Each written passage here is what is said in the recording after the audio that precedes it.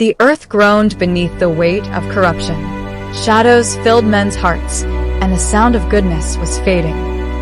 But among the darkness stood Noah, an old man with kind eyes, wrapped in blue robes, who still walked with God.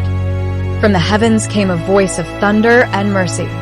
Build an ark, for judgment and salvation will come together. Day by day, Noah and his sons carved timber under the burning sun, their faith echoing louder than the laughter around them. While Noah worked, the world mocked. They saw wood and nails, but not the storm that was rising beyond the horizon.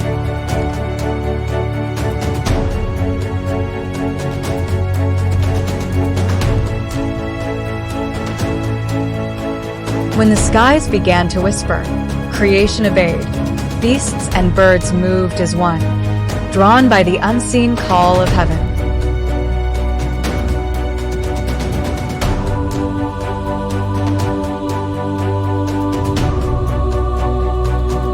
A single drop fell from the sky, soft, gentle, innocent. None knew it was the first tear of judgment. Then the heavens opened wide. Thunder roared like a wounded giant, and the flood swallowed the world whole. Through the storm, the ark drifted like a heartbeat in the chaos. Inside, the faithful clung to hope while the world drowned outside. Rain without mercy. Days turned to weeks, and the sound of life faded, until only the ark and the endless sea remained. When the clouds broke, sunlight kissed the ark. For the first time in 40 days, the light returned, and hope with it. Noah opened the window of faith and released the dove. She soared above the waters, searching for a place where life could begin again. She returned with an olive leaf in her beak, a whisper from the earth, telling Noah that mercy had found its way home.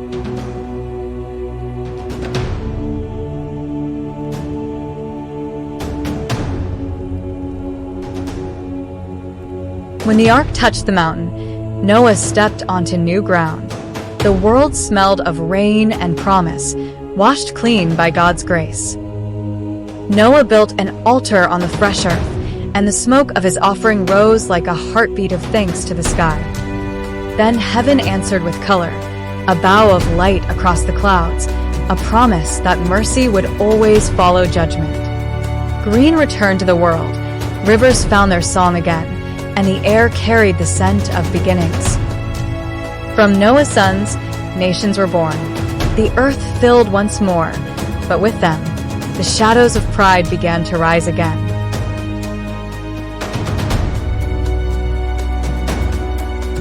Mankind built a tower to reach heaven, forgetting heaven's heart. Stone by stone, they raised their arrogance until God scattered their tongues.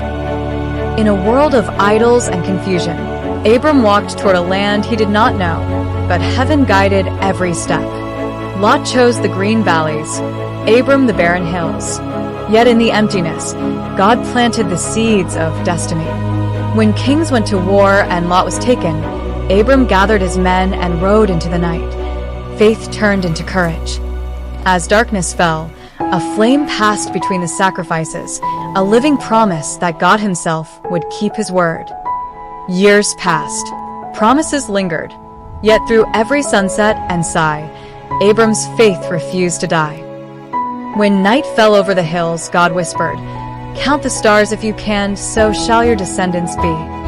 In the long silence of waiting, Sarai gave her servant to Abram. From that impatience, Ishmael was born. Then God spoke again. Abram became Abraham, father of nations. Sarai became Sarah.